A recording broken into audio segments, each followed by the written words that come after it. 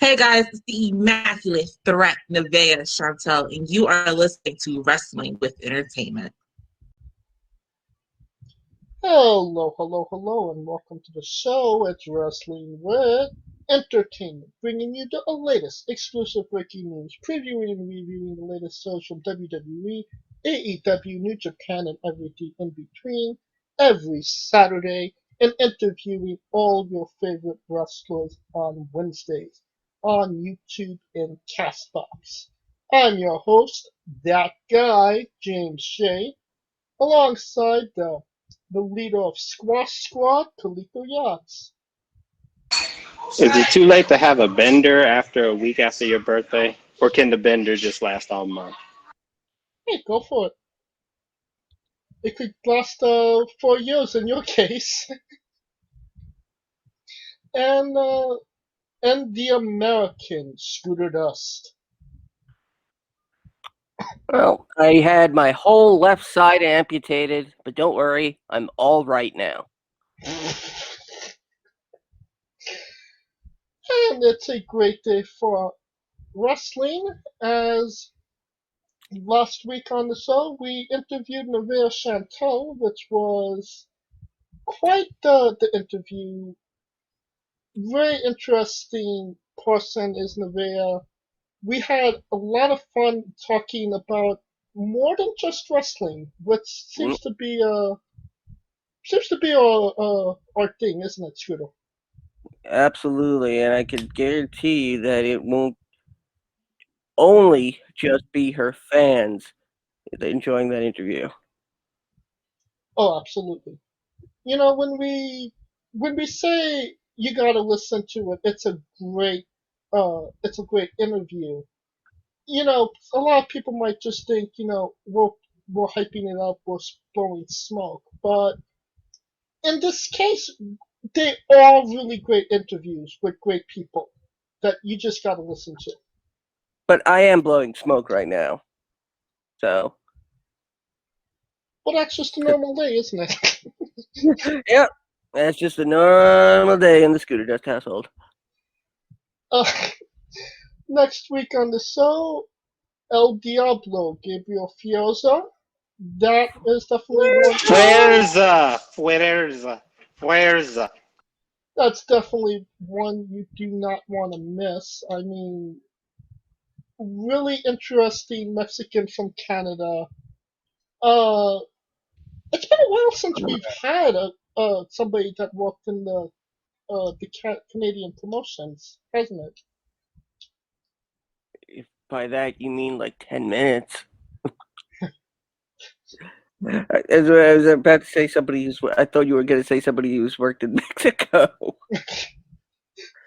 Well, yeah, we haven't had a Mexican from Mexico on yet. Maybe that's a goal for 2021. And coming up on the 17th of March, Mike Law. That is definitely another one you do not want to miss. Mike is a veteran of this business, My and home proxy. and you could And yeah. I feel that's going to be another 2 parts. Oh no, we're not. No more 2 parts. Maybe Boo. one part, the whole shebang in one go. But I'm going to take that to assume that it's not that doesn't rule out 3 parts. I mean, I'm not against a 3-parter. Make it a saga. Mini-series. Yeah. A mini-series, yeah. A mini documentary. That's pretty. The first fictional wrestling podcast. Ooh. And the rest of March, not yet completely confirmed, but we will be trying to get on for sure Armani Chaos, Mark Shaw, and Braden Lee. I know we've been promising Braden. Hopefully we could finally get him on in the month of March, possibly April. And Mark Shaw, there's some very interesting stuff there out on YouTube involving Mark Shaw. as it pertains to essentially, I wouldn't call it backyard wrestling, but it's very creative in its production, and I showed it to James. I'm not sure if he's watched it yet, but it's something I don't think any promotion has thought yet to do. I have not yet seen it because I haven't had time. But I bookmarked it and I'm ready to watch it somewhere in thereof. Uh, and he's not wrestling a Rock, is he? Not Dwayne Johnson. No, I mean there are rocks involved, but put it this way. I'm gonna say the name of a very infamous video game, Zero Wing. What? And all your base are belong to us. Let's just say this particular match of sorts starts out as dialogue from a 16-bit RPG. Oh my god, that sounded interesting. And we might be possibly next week. We might be doing, well, we actually are, a WrestleMania March, WrestleMania March Madness bracket. That's And it. Mania Madness. And WrestleMania. We should name it Colossal Tussle, just for tribute. Colossal Tussle. At least make it rhyme. Well, that was the original name of WrestleMania. I know. Gotta do a tribute, pal. I'd rather have the Fracas and Caracas. More details probably in the coming week, and just check our Twitter page at Wrestling with E for more information when it becomes available to us. I can say I have roughly mapped out the rules for the way we'll be picking matches, and I think our best bet will be to release those on Twitter when they're ready for final approval. Absolutely. Alright. Enough of putting ourselves over. It's time to get into maybe the bad news of the week. Longtime NWA promoter Jim Crockett passed away earlier this week. Definitely a polarizing figure in the wrestling community, to say the least. Could you maybe elaborate a little bit more, Scooter?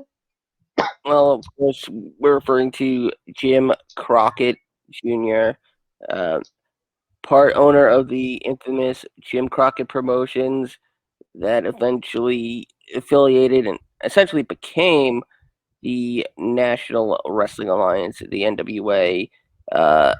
In addition to wrestling, Crockett was also involved in minor league baseball, owning the Charlotte Orioles, and in a team in the Southern Hockey League, the Winston-Salem Polar Twins. Crockett first became NWA president in 1980, an election that was actually won. 2 years he spent there. He had a working relationship with Maple Leaf Wrestling, and around 1983, when Maple Leaf Wrestler owner Frank Tunney passed, and his nephew Jack Tunney, yes, that Jack Tunney, switched affiliations from Jim Crockett Promotions to Vince McMahon and the WWF. Crockett then formed the AWA with Vert Gagne, which a lot of people might not know.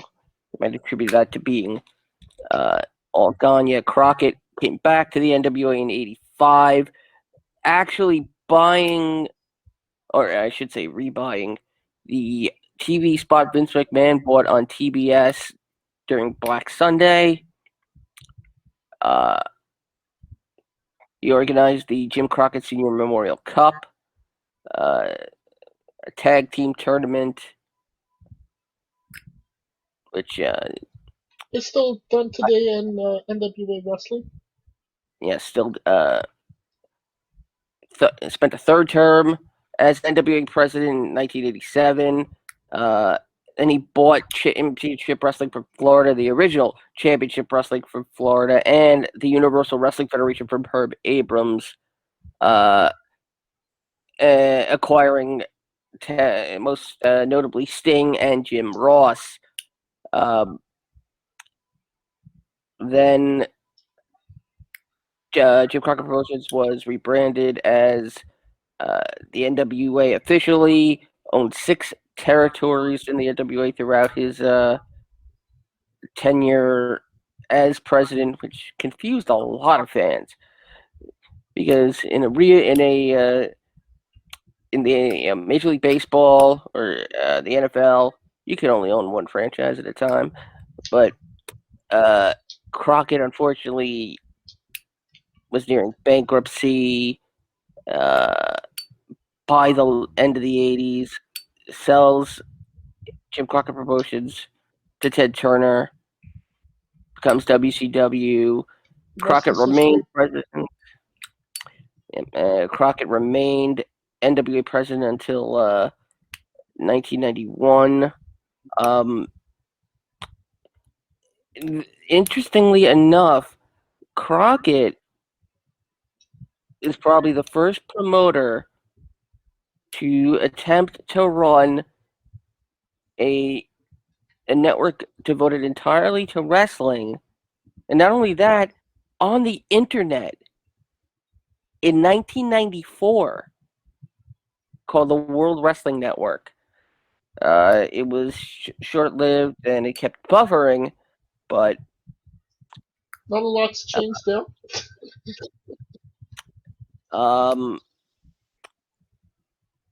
After he retired full-time from wrestling in 1995, he spent the rest of his time as a realtor and mortgage loan originator in Texas. He passed away March 4th due to complications of liver and kidney failure. He was 76 years old, and that's that hits home to me because that's how old my father is. And it's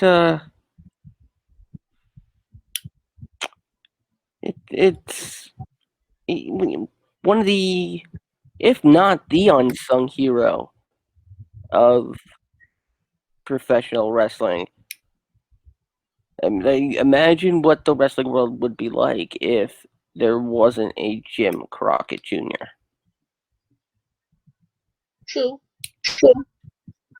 I mean, yeah, he's done a lot for wrestling. Maybe, depending on who you ask, maybe he didn't have the best relationship with a lot of the talent. But that's not saying he hasn't done a lot for pro wrestling. Yes, and the something good to come out of this. It looks like Jim Crockett Jr. may be posthumously inducted into the WWE Hall of Fame this year. And Kaliko, you wanna say any thoughts about Jim Crockett Jr.? I mean, how to follow that, right? But I'm sorry. I mean, you're the only guy that can, Kaliko. But but in essence, I totally 1,000, 1,000,000% agree with Scooter in the sense of him being the unsung hero. Because without him, there's no Ric Flair. Without him, there's no Four Horsemen. Without him, there's no Dusty Finish. Without him, there's no Dusty Rhodes. Without him, there's no Sting. Without him, there's no good old JR. And it goes on and on and on. And it kind of sucks in the sense that, and keep in mind, he was the first one kind of to start wrestling in the holidays. Because keep in mind, they used to do Christmas shows and Thanksgiving shows, which Vince McMahon rivaled with Survivor Series. Right. So he was a visionary. It's just that unlike Vince, he stuck to the code, and the code being everybody just runs their own territory. And he tried to catch up. By the time he tried to catch up, it was too late, and he didn't have the money or the capital.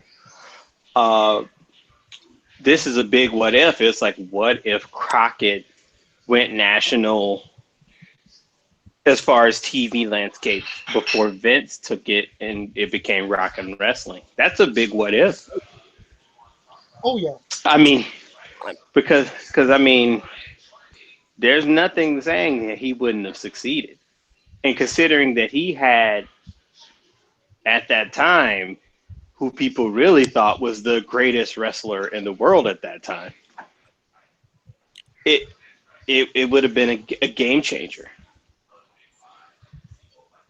But now we're just stuck with what ifs. But I'm just glad he's getting his due. I'm glad a lot of people are getting their due that history, tends to kind of ignore, because the one thing we always ignore is context. Right. We remember winners and losers, but we don't remember the context in which it happened. Like, everybody remembers Vince being this visionary, but no one remembers Vince actually, oh yeah, I'm not going to play with this territory shit. So I get it, but he just gets his due, and I'm just happy he got the due, And our thoughts and prayers go out to his friends and family. On another note, this past Monday, Bobby Lashley is now your WWE champion. You had Scooter. You have predicted that Miz was going to cash in, the whole John Cena thing. We kind of went back and forward with the Elimination Chamber thing. And now we're just really confused, aren't we? As to what's going on.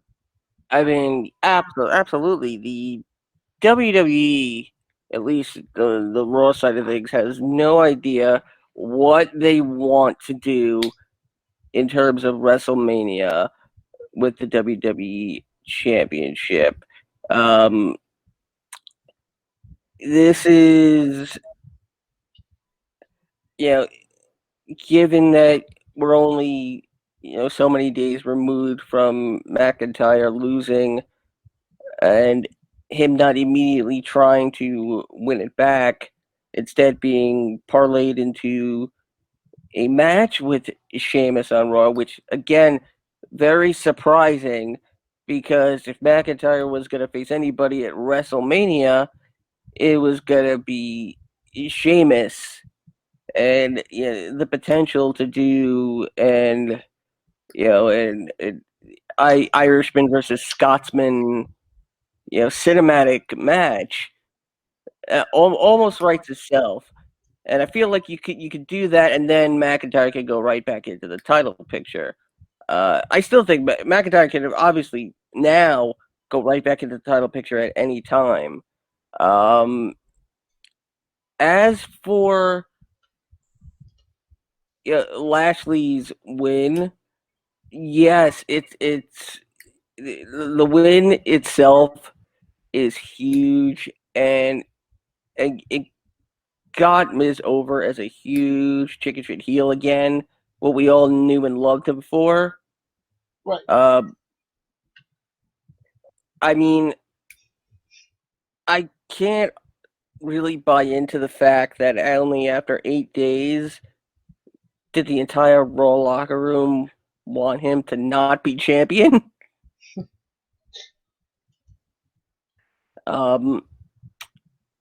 It's going to be very interesting to see where this goes, only because we had Lashley and McIntyre immediately after WrestleMania last year as a one-off. Now the question is, who can really fill that main event caliber slot with Bobby Lashley? And the rumor, and that's all it is at this point, is that we could be finally getting one of the few remaining dream matches that's still capable of happening in Brock Lesnar versus Bobby Lashley. Now, I see, well, it might be a dream match for some people, but I've personally never seen Bobby Lashley on a Brock Lesnar level, if I'm being completely honest. I mean, would it probably be a good match? Absolutely. But am I thinking who's going to win? Obviously, I'm thinking Brock. But, that's just how I view it in all this. You also have to take into account that Lashley had the monster look, but wasn't given the monster push.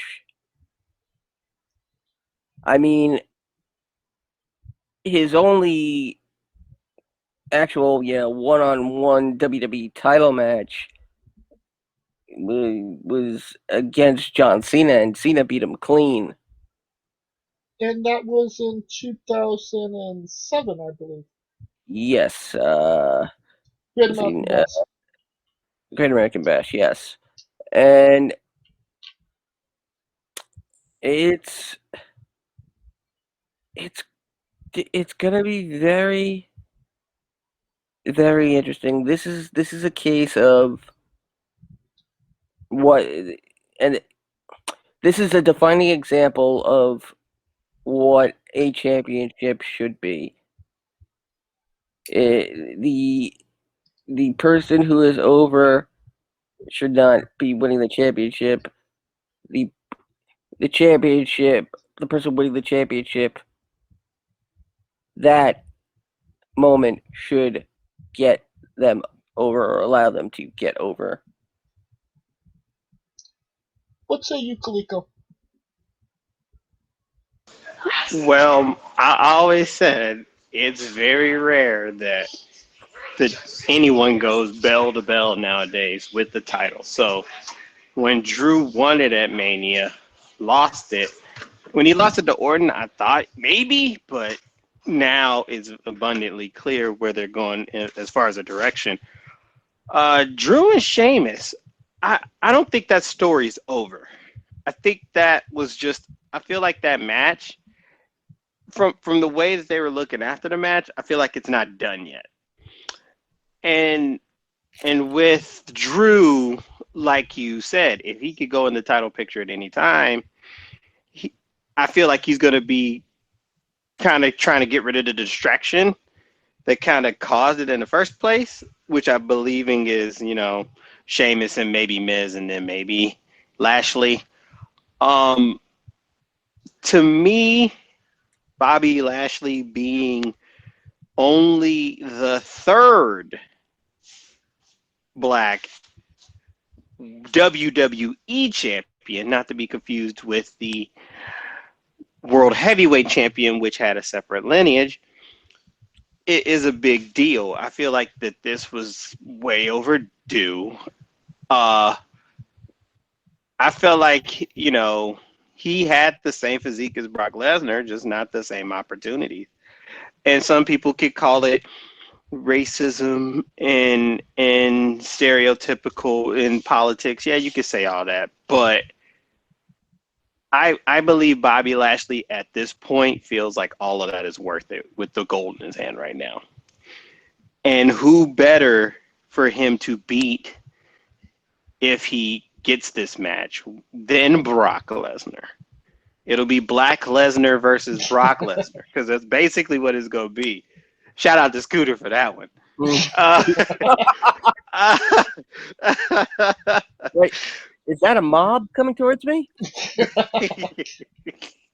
I got your back. That's why I said it. I got the umbrella for you, bro. But to me, it sets him off. It sets the tone, right?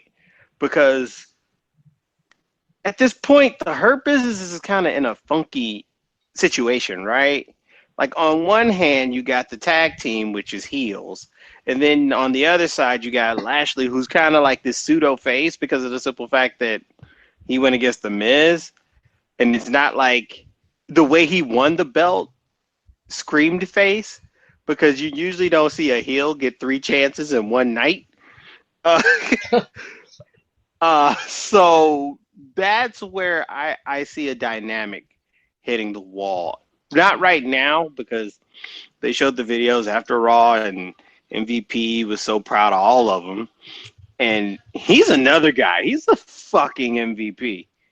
Like, I'm giving him his flowers now, because he turned 3 dudes, and it's funny because the black community kind of pays attention to black wrestlers that much.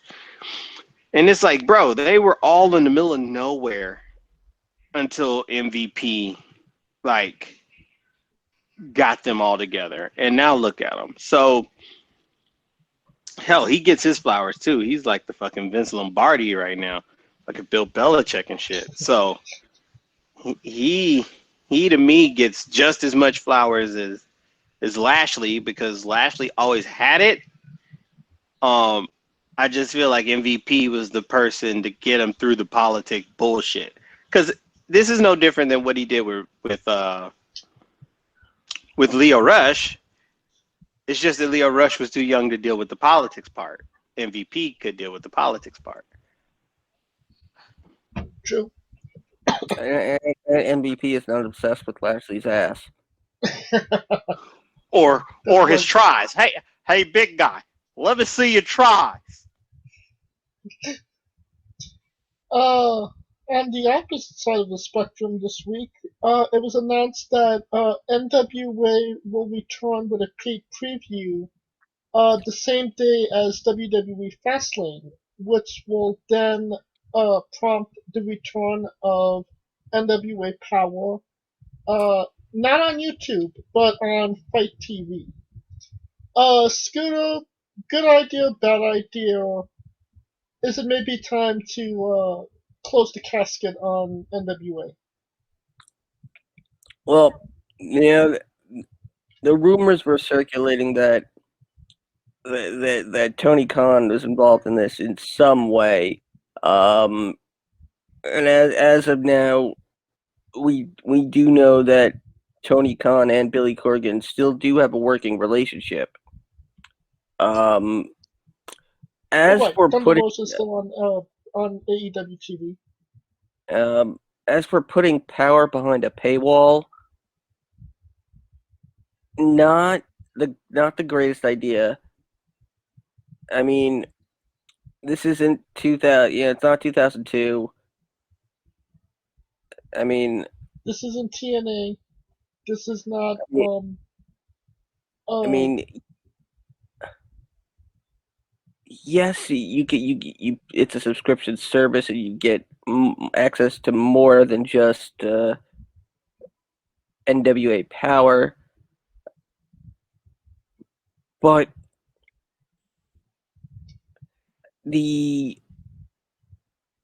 I could see it if maybe they were producing 2 hours of content but they were only producing an hour, and that's being generous. 45 minutes. Right. They were sticking to that old 1 hour format, and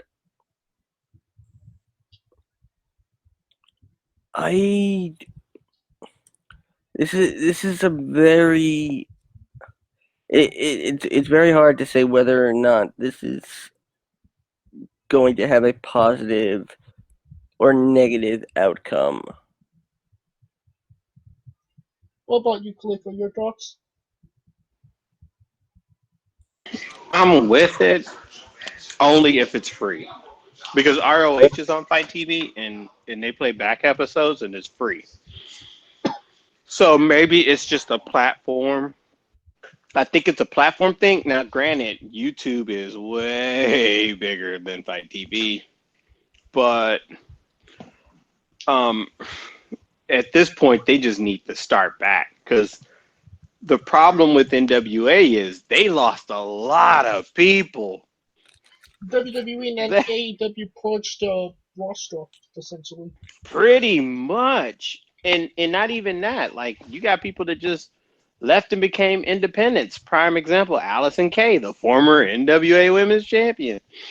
Like, it just dipped and came to mutual agreement, and now she's just doing her own thing again as a free agent. So it just kind of like the saving grace is probably because they still got Thunder Rosa. So I'm thinking Thunder Rosa, Nick Aldis is going to be the build-up around it. But it has to be free. It cannot be a paywall. Because it makes no sense to go from YouTube, which is virtually free, and they were just making all the revenue from views and comments and you know what I'm saying? Right. It makes no sense to go from that to go to a app where you're probably going to have to pay to have the content on there in the first place. Not to mention, when it comes to Fight TV and pro wrestling, it's not a pay one get all type deal. It's different. If you want Ring of Honor, Impact, and everything else, you gotta pay essentially three different subscription fees. And that's not including pay-per-views. Now, is this just maybe an issue with the platform Fight TV? Would we be having this discussion if NWA was possibly on independent wrestling TV, which is a lot of the independent wrestling shows are on?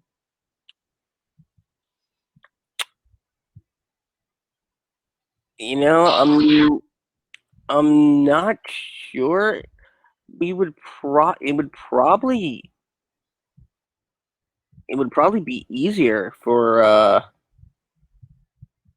fans to access NWA if it were on IWTV. Right, and you get those fans that are already on there, and you might actually bring more fans to that app because it's NWA and the name value. And it doesn't hurt that you get over 100 other independent pro wrestling companies as well for the low price of $9.99. Maybe we'll honestly, it would have been better if they had just stayed on YouTube, because nothing is simpler than YouTube. It's Mando on everybody's phone that has an Android. It's the number one bloody streaming service on earth. So to me was the boggling part, because it's not like no one's gonna go through hoop. Because Fight TV, yeah, you gotta download the app and do all this, but YouTube is YouTube. Everybody got YouTube. And you type in NWA and it comes up. Boom. Yeah. So that was the easiest find ever. And even then, they had it on their Facebook group. They would just get on their Facebook page, YouTube link, boom, that's it. So now you're adding an extra hurdle because is the link and then the link to Fight TV. And if they don't have Fight TV, they're going to have to deal with the account. Like the thing with product placement, you got to make it easier. Right. Easier for people to get it. Not harder. I think we'll maybe stop here. I mean, there's a lot that could be said about NWA, and I'm sure we're going to get more information as we continue through the weeks. Talking about another move, NXT might be moving to Tuesdays very soon. I heard April. This isn't a surprise. I think we actually talked about this a little while back on the show. So this is a smart move for NXT, no? Shooter?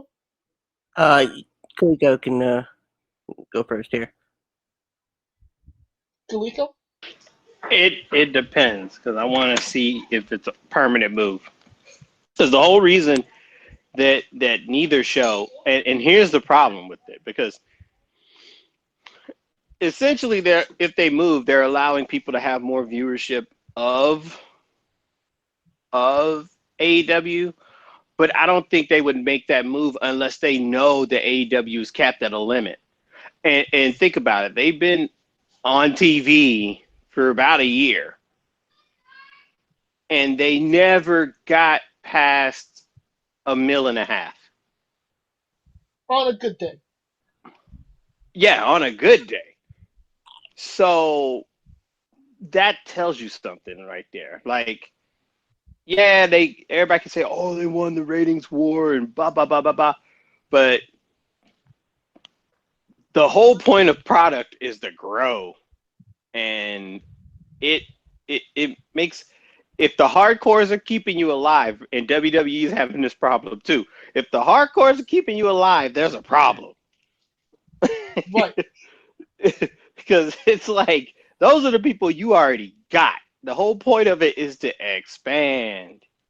Hence why they expanded to inside the NBA with Shaq, because that's probably the biggest basketball show on earth inside the NBA. So it got them. That they're on the same network as well.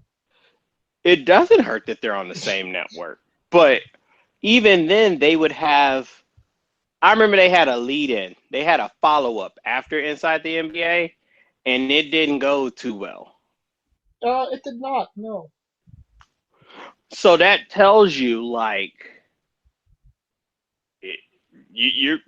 they started the company thinking that they could they're attracting the people who don't like WWE.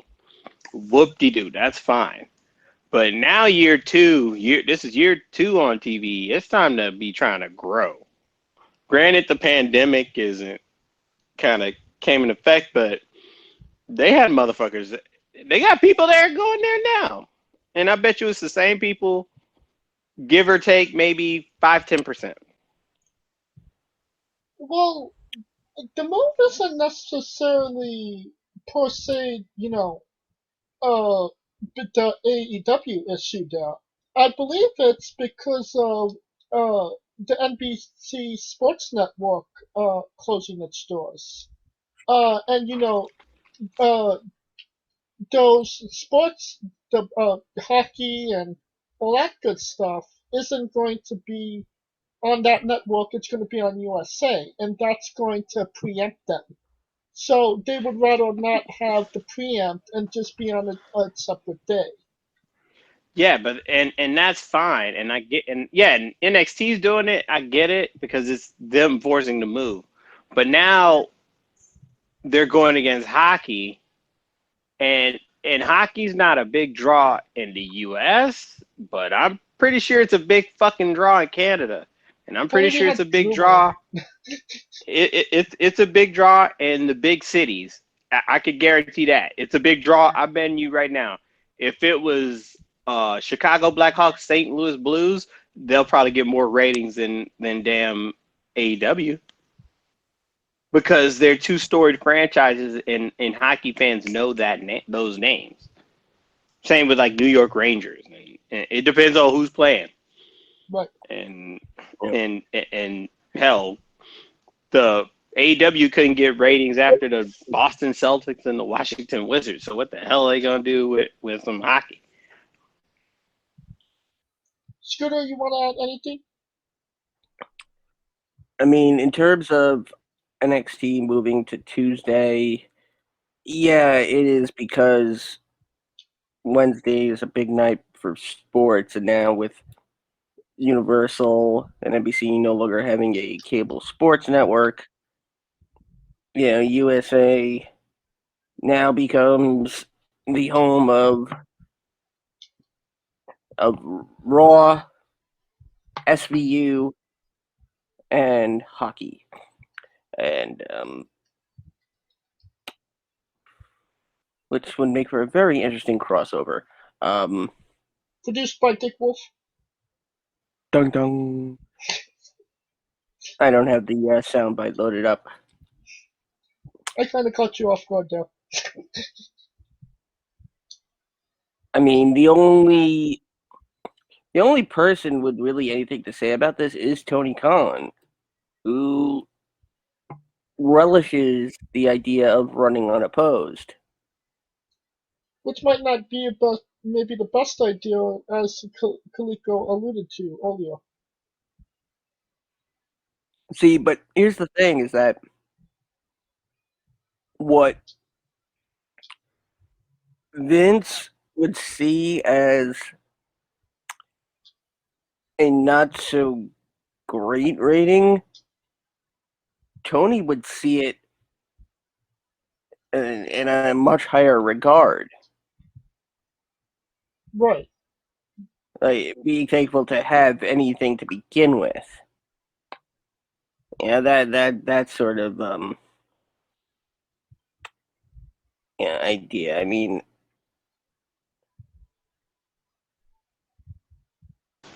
I get that. While it's true, I get that point. I can see your point there. I mean, other than that, I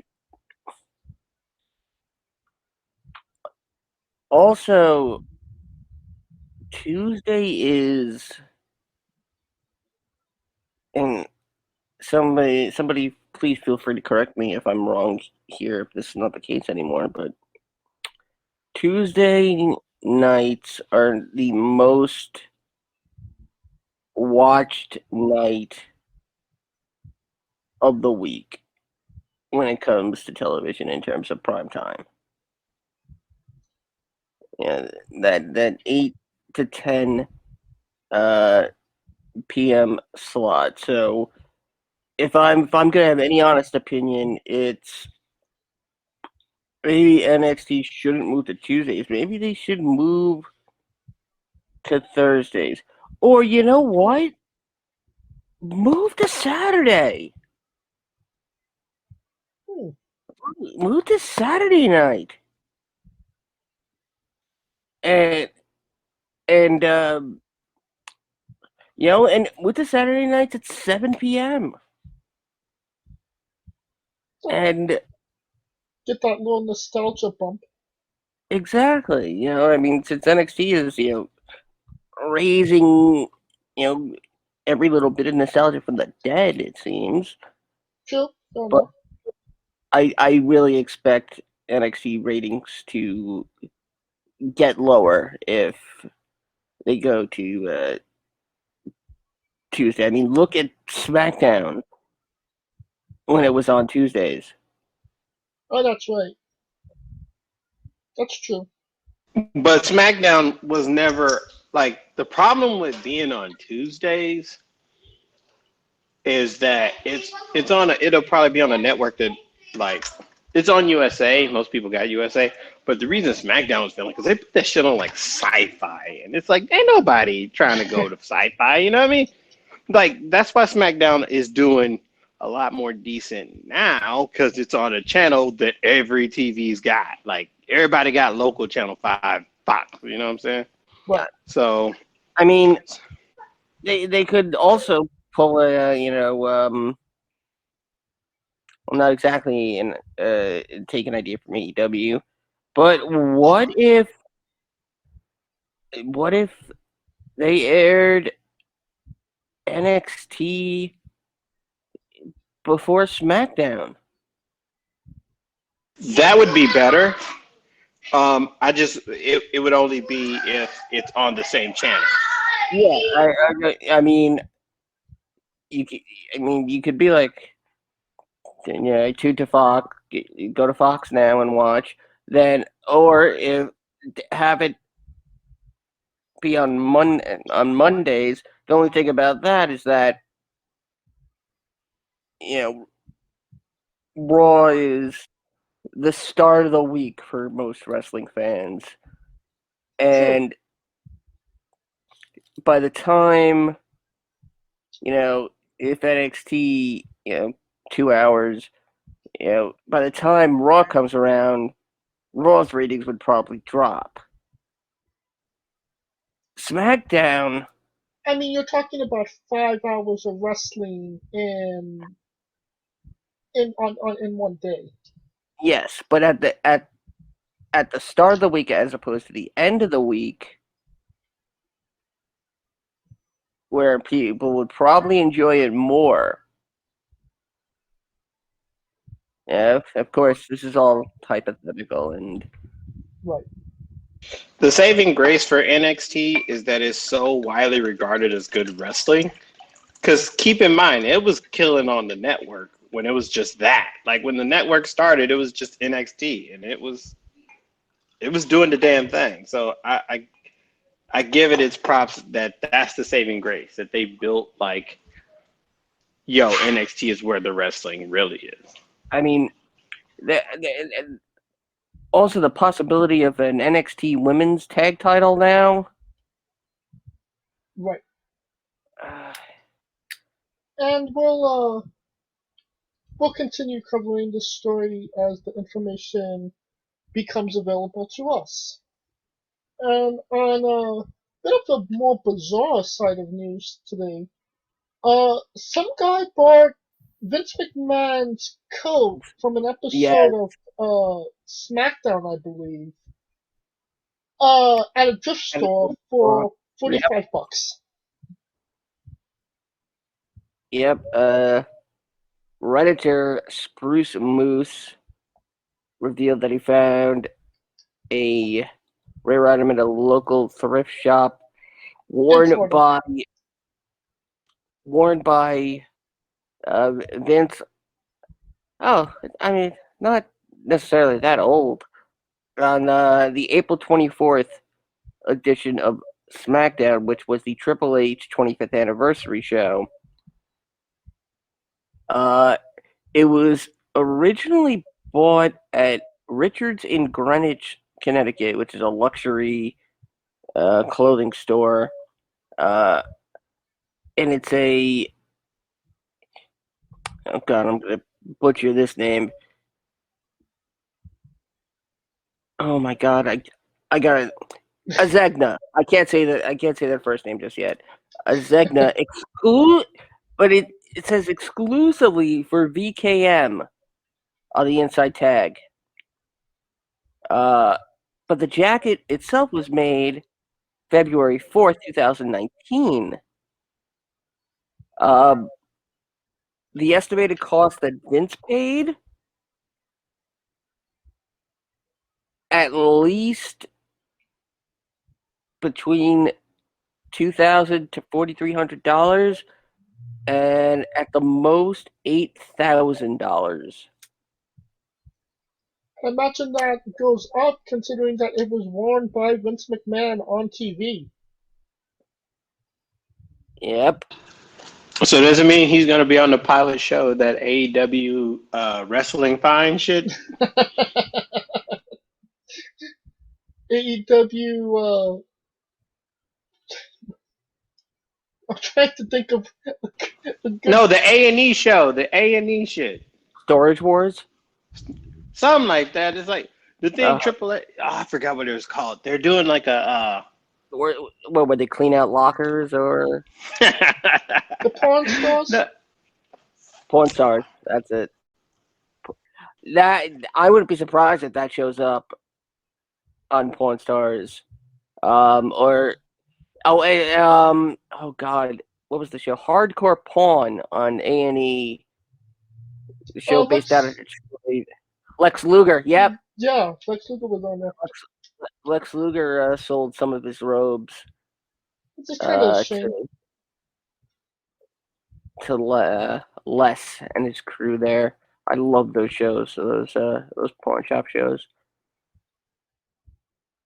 I mean, it definitely makes me want to go to my local thrift store and see what the hell they have. I mean, I always loved thrift stores. You never know what you can find. I once found a soccer jersey that had my actual last name on it. Oh, wow, that's cool. Yeah, a Croatian World Cup soccer jersey. There's something you want to tell us, Scooter? No. I only bought it because it had my name on it. Literally. I was alluding that you might not be the American, you might be the Croatian. Well, if people knew my my real name. No, but I'm absolutely not Croatian. I hate Croatian people. No, I don't. I love them. I love them so much. I want to marry them. And And that's how we say it. Wait, come on. Now it's not working. Come on. Work, damn it. Maybe if we get it slower. Ermenegildo Zania.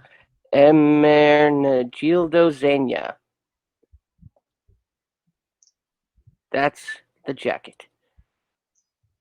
And we'll conclude our coverage of the news this week. There was a lot to cover there. But next, we are wrestling with New Japan Pro Wrestling's New Beginnings USA Tour. There's only really one match that we need to talk about. And while we're at it, we are wrestling with New Japan Pro Wrestling's Castle Attack as well. Starting with New Beginnings, Jon Moxley defeated KENTA in 14 minutes and 25 seconds with a Death Rider.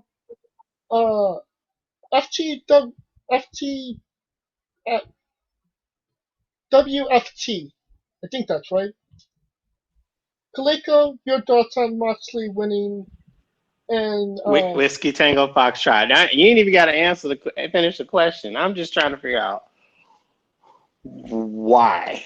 Because it just, I got a headache from it. It just like it boggles the mind because we know damn well you know what's funny? Moxley is going to fuck around and be the longest reigning WWE United States champion and the longest reigning IWGP United States champion. This motherfucker is just like, no shade to him, but it's just like.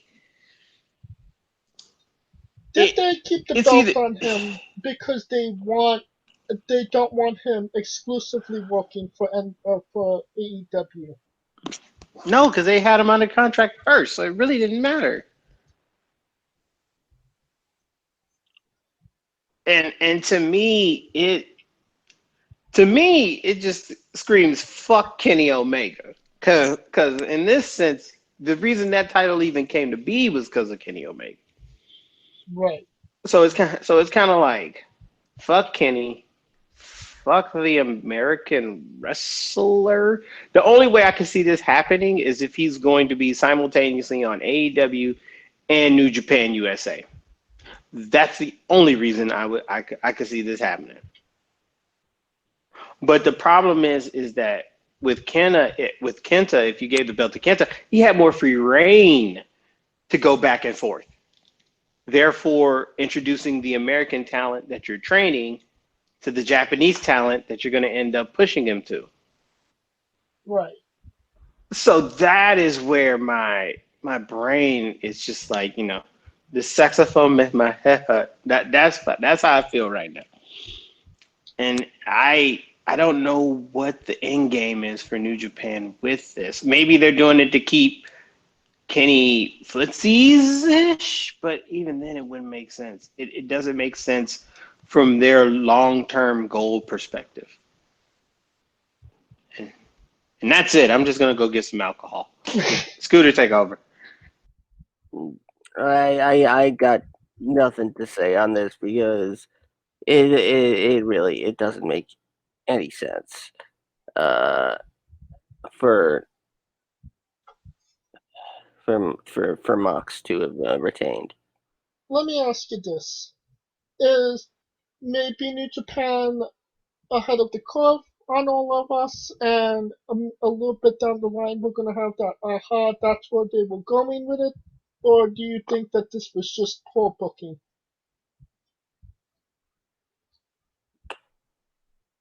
I think I'm calling it poor booking at this point. Right?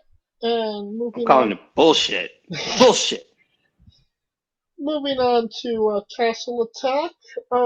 Tomatonga Tangaloa, Gorillas of Destiny, defeated Goto and Yoshihashi in 15 minutes and 46 seconds with a gun stun. What are our thoughts on Yoshihashi, Kalika? Fuck Yoshihashi. So I'm just glad he took ass whooping. I feel bad saying that. No, I don't. I'm lying like shit, man. Hey, Coming it is what it is. next up, Hiroshi Tanahashi defeated the Great Okan in 18 minutes and 44 seconds with a rolling armbar. It's Tanahashi's first defense of the Never Openweight Championship. What are your thoughts on Tanahashi winning the Never Openweight Championship and defending it against Okan? If is that to me? Yeah, Kaliko. There we go. I see where they're going, what they're trying to do, because keep in mind they had when Shingo had it, he was kind of like an up-and-comer. Naito was kind of like the vet that everyone kind of hovered around. Kind of like he's the main attraction, so Shingo could do his thing and be the workhorse. And now it almost feels like it's the inverse, because Tanahashi is a name. So no matter what belt you put on him, I mean, he's the fucking, like we said, he's the John Cena of New Japan. The only difference is he ain't out here trying to do movies. He ain't trying. Well, yeah, that, and he ain't out here trying to like say fuck my career. I'm gonna do movies. So it makes sense in that regard. We'll see where it goes with it, because the biggest question is who he gonna lose to. Who's beating Tanahashi for the title?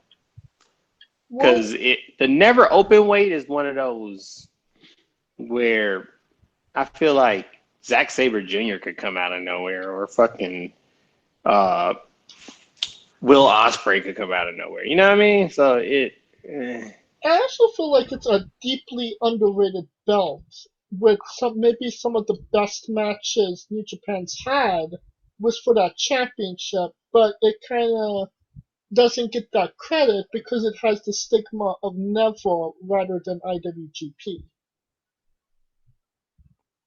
Well, mainly because it's never open weight, so it's like it's not defined. Because I feel like Yoshihashi could win that belt. I mean, Yoshihashi does have that belt. The 6-man. My point fucking exactly. So that's why. Because it just feels like any person of any weight class can get it, in a sense. I'm going to direct this question to Scooter. Now that the Intercontinental Championship is going to be retired essentially, and we'll get into that in a few moments. Do you see maybe the Neville Championship getting promoted to an IWGP Championship, and maybe that's why they put it on Tanahashi to give it that little extra boost? No, and it was the wrong title to unify. Quite honestly, it's like Triple H's run with the Intercontinental title in 2001, or Cena's U.S. title run. Yeah, usually ideas like this are from the wrestler themselves. So I wouldn't be surprised if this was Tanahashi's idea, just to maybe stay a bit relevant and elevate said title. I mean, as for it being promoted, no. I mean, it's no one will ever not know it as the Never Open a Book title.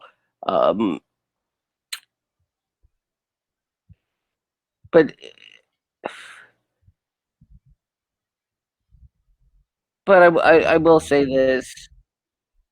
Hopefully, Tanahashi is thinking, and New Japan is thinking, that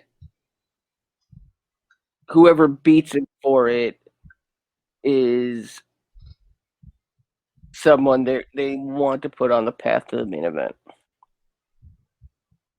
Right. Our next match, the IWGP Junior Heavyweight Championship match. Hiromu Takahashi and El Phantasmo, your winner, El Desperado. He defeated Bushi and El Phantasmo in 23 minutes and 12 seconds with a Pince Loco. Did Desperado get this title run because his match with Takahashi in the Budokan Kaliko? That could be the case, but I mean, in a sense, I mean, Tanahashi had the belt, but he didn't need it. You know what I'm saying? Like, Well, it seems he's that way. his He own. keeps getting injured when he gets it. True, but I feel like him putting on awesome match. It kind of gives a great narrative to him actually being injured and fucking getting the belt, because he always says he can come back and get the belt that he never lost, and the people will always be right behind him with him because he's a very, very popular dude. So Yes. the issue with that is that you don't want to run the well too many times with it, even though he's legit hurt. And he goes back for the light belt, the junior belt. I feel like he could be a legit heavyweight. I mean, but the way New Japan works their structure, so it's just like I'm patiently waiting for him to go up to heavyweight, because I feel like he's done everything he could in junior. There's nothing else for him to do. He's won Best of the Super Juniors. He's won that belt a gang of times. He's won that belt at Wrestle Kingdom. There's nothing he hasn't done in that division. He just needs to move on. And what about Dusty, deserving champion? Deserving in the sense that people are probably going to chase him for it, and at least they'll come with their best shot for him. So, yeah. And then we have our main event. Kota Ibushi successfully defended the IWGP Intercontinental Championship against Tetsuya Naito in 27 minutes and 50 seconds with a Kamagoye. After the match with at the anniversary show, which we have not seen yet, the two belts will be unified. And this was the thing that kind of Naito kind of alluded to at the beginning of all of this, was that the Intercontinental Championship maybe didn't necessarily mean a lot to a lot of people other than Nakamura, who kind of took that title as his own.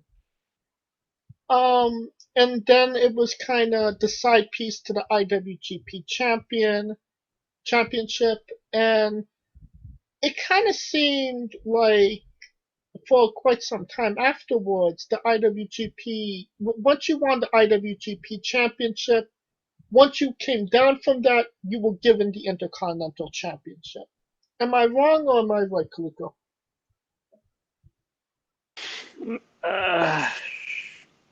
Keep in mind, that belt main evented a Wrestle Kingdom, so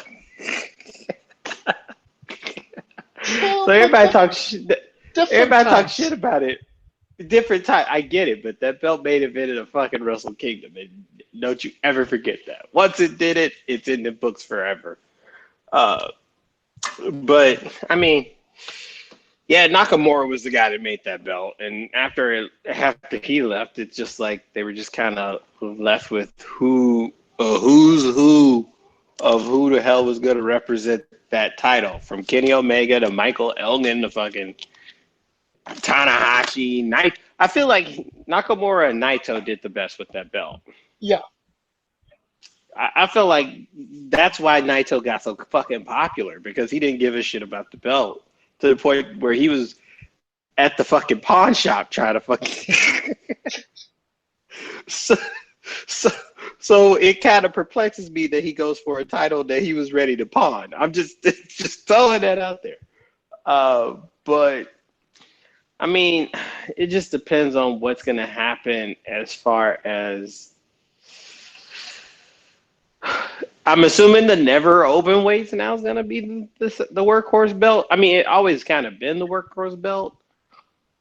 But they were trying to do with the Intercontinental what the WWE did with the Intercontinental, and it just never caught on, because it just never had that lineage. Because at least with the Intercontinental Championship, although, you know, Pat Patterson won it in a mysterious tournament in Rio de Janeiro, at least it had a good 40 to 50 years of workhorse people, and it proved to be a step up to the title rather than a step back. And that's where I think they messed up.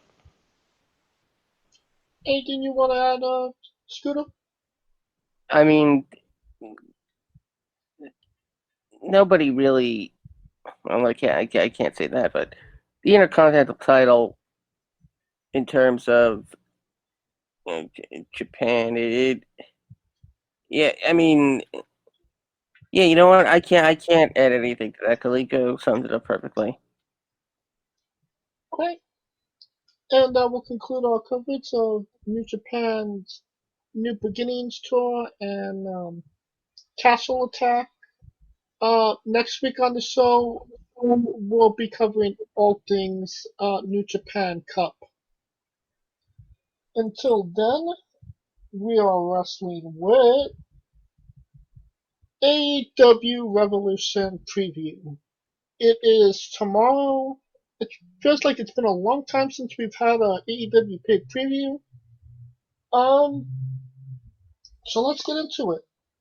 First matchup, Casino Tag Team Battle Royal. Who wins, Scooter?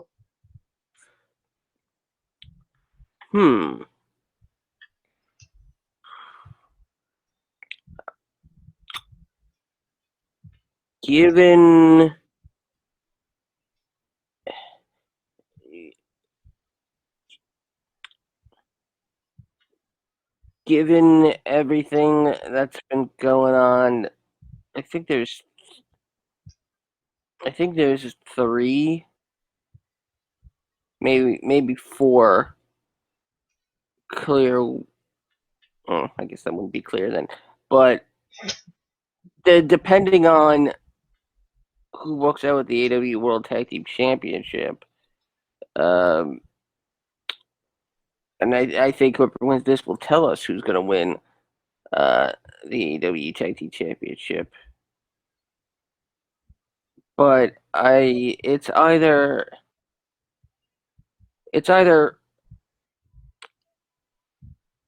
Private Party, SCU, the Inner Circle, or the Dark Order. I'll go with my boys, Reynolds and Silver. All right. What about you, Kaliko?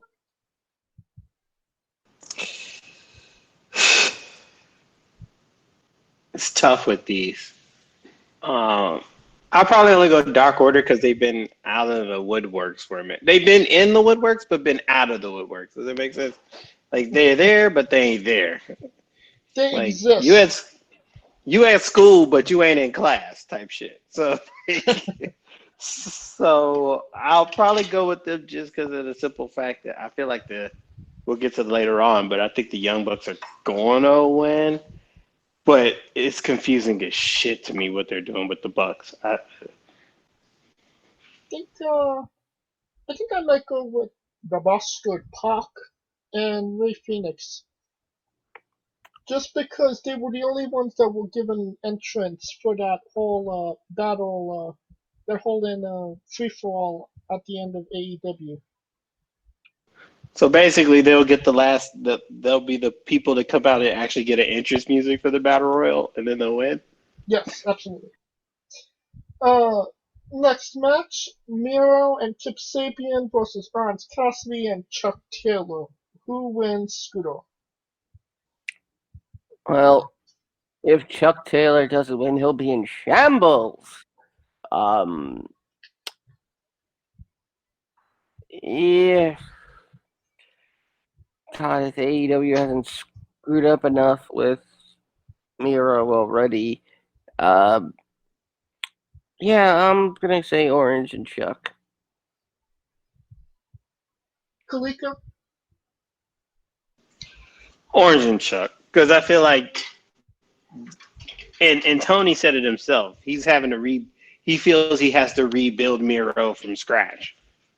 So it ain't Rusev on a tank. It's Miro beating up wedding planners. So yeah, Orange Cass.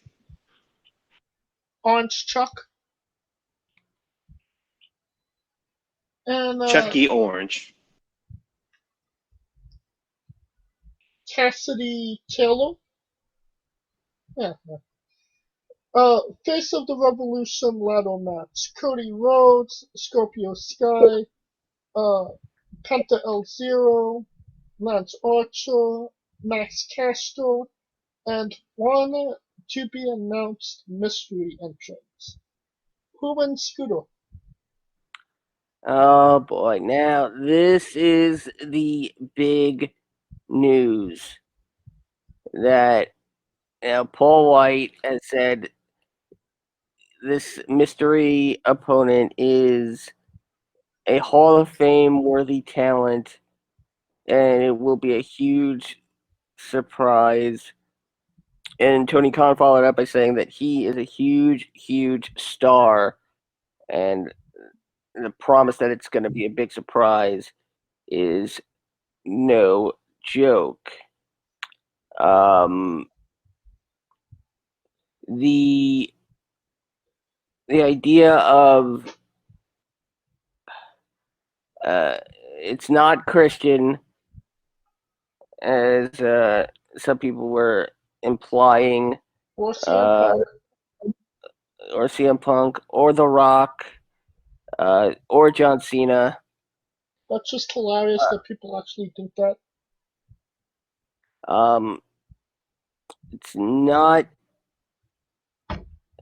Batista.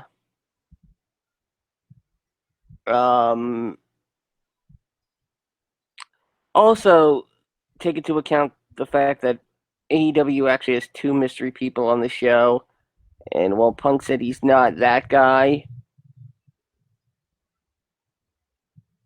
maybe he's the other one. The only name, the one name that really could, the 2 names that come to mind that would really be a slap in the face to Vince yes, Brock, but Never gonna happen. never gonna happen. No. Goldberg, possibly? No.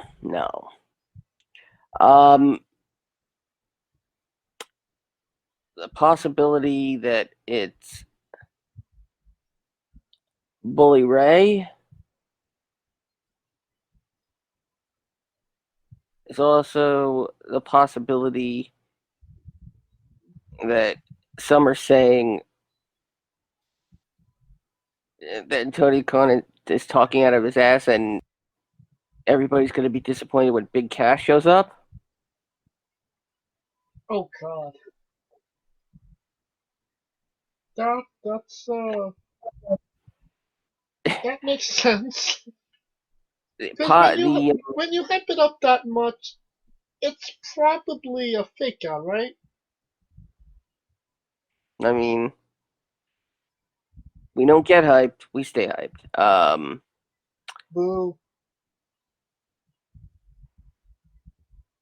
I personally thought maybe Cain Velasquez, but no.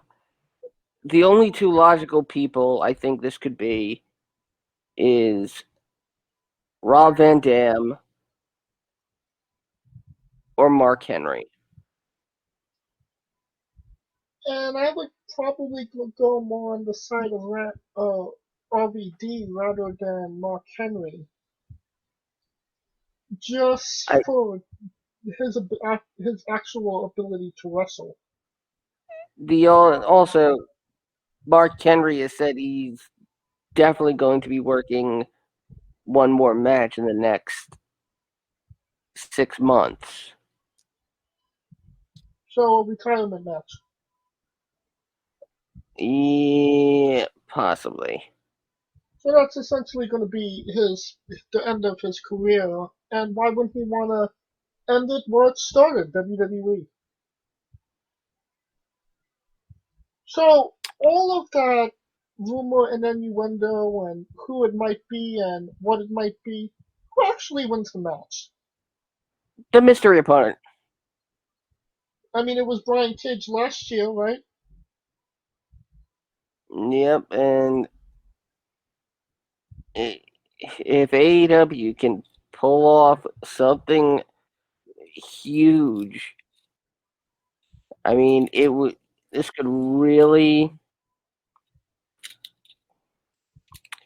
I hope Tony Khan delivers, but usually the indication of this mystery opponent usually means they'll win, so I'll say the mystery opponent.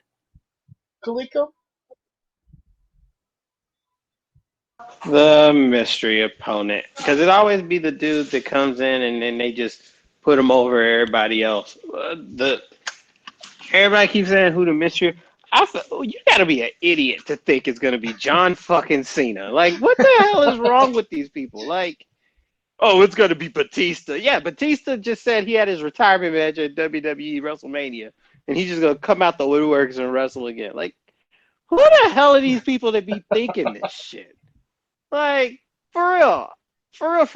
But the mystery opponent, it's going to be whoever the mystery opponent is, which might fuck around and be the Big Show, because I don't see anyone who is a WWE Hall of Famer potentially going to the other company to kick Vince in the balls or whatever like that. Like, it's not like they out there releasing like Seth Rollins. Like, it's just headache, headache again, headache again. Mystery opponent. Where's my alcohol? Headache again. Hangman Adam Page versus Big Money Matt Hardy in a big money match. Scooter, who wins?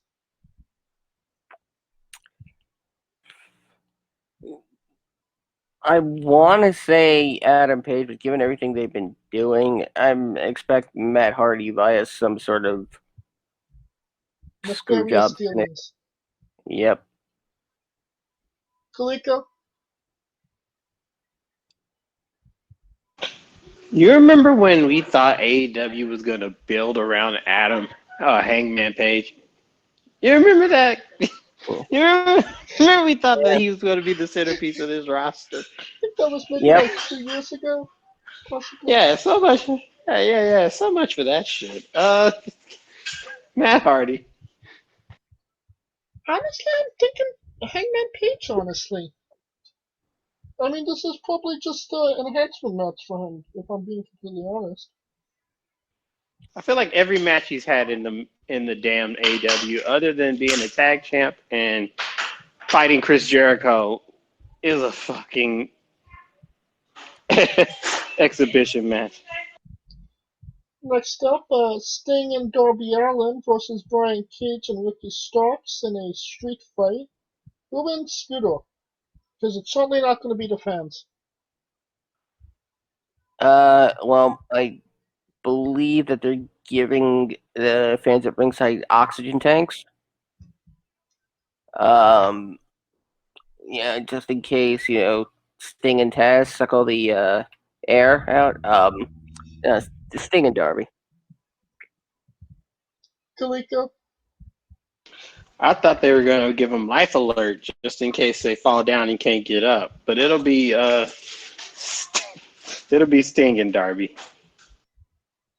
No, the arrows aren't pointing to this, but I really wish that this was more of a cinematic match rather than an actual match.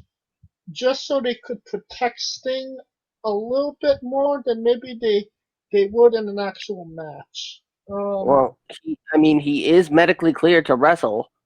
Is he? Yes. But he didn't have the surgery Edge did, if I'm being correct, right?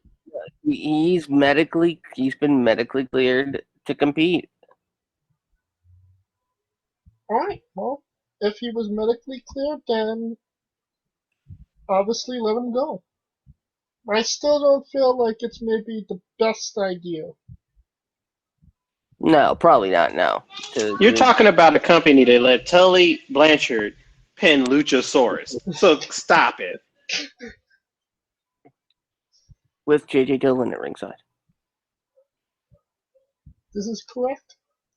Alright, and we've been talking a little bit already about this match. AEW Tag Team Championship match, the Young Bucks versus the Inner Circle's Chris Jericho and MJF. Who wins? Scooter? Given that it seems the Inner Circle is imploding, probably the Bucks. That's a safe bet. What about you, Kaliko? The only reason I would even hesitate Jericho and MJF is because of the fact that the Inner Circle is imploding. And what better way for it to implode than by Jericho and MJF becoming tag champions, thus like kind of being the reign supreme over the Inner Circle. But that being said, the maybe heel, maybe face Young Bucks, because I don't know who they are week to week. 1 week they like with Kenny too sweet in the ring, and then 2 weeks later we gotta feel sorry for them because their dad got jumped. I don't know. I don't know. I truly don't know. I guess you can only really see that they're the Young Bucks, and they are who they feel they are on that week of the show. But I think the Young Bucks honestly should win, and I think maybe Sammy Guevara crosses the inner circle to win, possibly. You haven't seen Sammy for quite some time. But Very true. AEW Women's Championship match: Hikaru Shida versus Ryo Mizunami. Scooter, It's gotta be Sheeta. I Kaliko. mean, Yeah, continue. I mean, basically, if Remo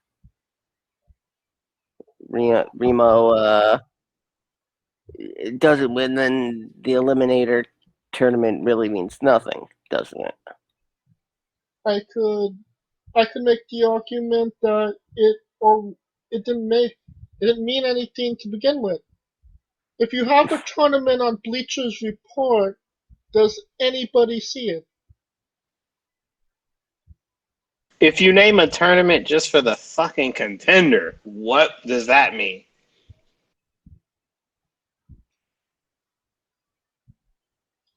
So, Kaliko, who wins? What's that thing that I said is a vegetable? Yeah, it's gonna be a squash by Sheeta. And you know who I'm going with? I'm going with Ryo Mizunami. And I'll tell you why.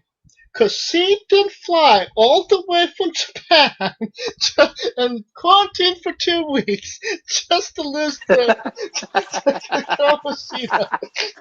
Oh, you're going the Okada theory. Okay. He did not wake up and drive all the way downtown. Just the shit. The hell she did. About to take this L. Alright, last match, AEW World Championship match, Kenny Omega versus Jon Moxley in an exploding barbed wire death match. Scooter, I mean, are we talking like Japanese? Are we talking South Sudan? Texas, Are we talking like Fire Pro? I mean, DDT. I've yet to see a death match actually end with death, but Just watch the Rey Mysterio match. ooh, Wow. Damn, son. and we're canceled. I dare you to.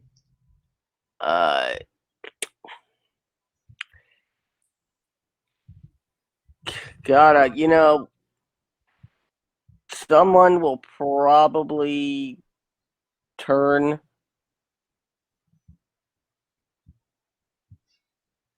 Why? Watch Punk show up for this one. Just watch. Seriously? Yeah.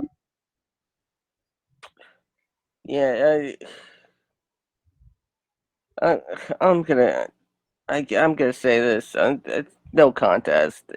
It's gonna be a draw somehow. It's a death match. How can there be a no? How can there be a no contest? If they both end up going into exploding barbed wire,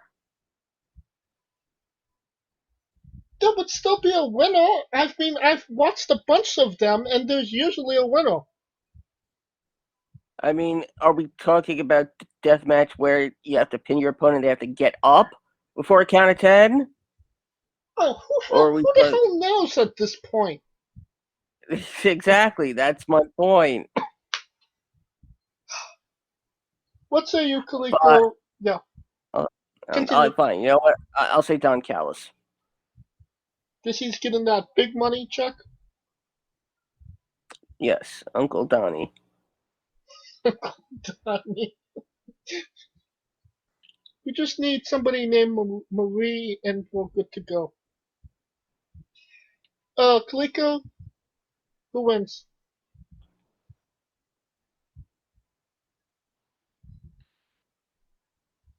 I think we lost Kaliko. Oh, I said Kenny. Although Okay. that run is disappointing, it's I we were expecting New Japan Kenny with this shit, and it's anything but New Japan. It seems like Miami Vice Kenny. mean, We did get his New Japan run. We just got his IWGP Junior Heavyweight run. uh, am I the only one expecting Excalibur to shout, "Oh my God, you killed Kenny"?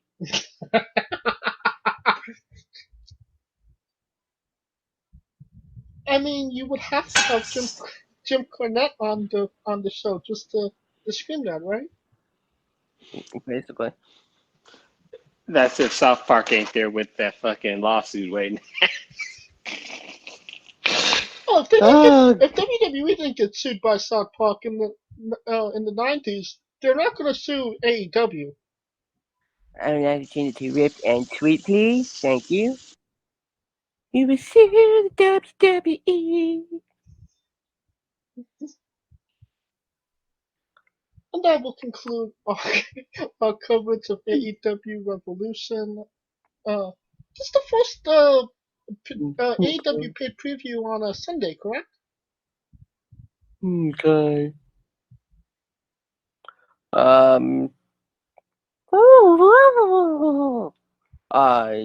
Yes, actually. That's interesting. Yeah. We'll see how that works for them. Until then, we will review the whole show next week on the show. Um, until then, please like, subscribe, comment both on YouTube and Castbox. Catch us this Wednesday as we interview Gabriel Fielza. And I quit. yeah, I'm done at this point. Yeah. Did you take Spanish class? You from California? How the hell you don't know fuerza? Fielza, I can roll my R's. I It can. ain't even the R. It's the U. Where? Where? Fiel. Where in the world is Carmen Sandiego? It sounds like Where? he's saying Guy Fieri. That's what. Where? Fine. Next week it will be over. We have that guy coming on this Wednesday. Wait, we have you? That guy. We I got will that be guy. present for that interview, without a doubt, 100%. That guy. Until then, you can Who's that guy? like, subscribe, comment on YouTube and Castbox, and you can follow the show on Twitter at Wrestling with E, and you can follow us individually at JamesJ993. Where can they find Kaliko? You can find me celebrating a February birthday in March at I Am Kalika. And where can they find Scooter Dust? You can find me hiding behind your driver's seat with a knife, and you can also find me on Twitter at Scooter Dust, and as always, holding it down for the UNB network at UNB Wrestling. Who's that guy? You ready to cut the cheese with that knife? Oh, dude, you missed the cheese cutting. Woo! See, I was gonna come in with the where did he come from? Who's that guy? I'm that black motorcycle. Where can I get one? Well, you get him at Walmart for $19.95.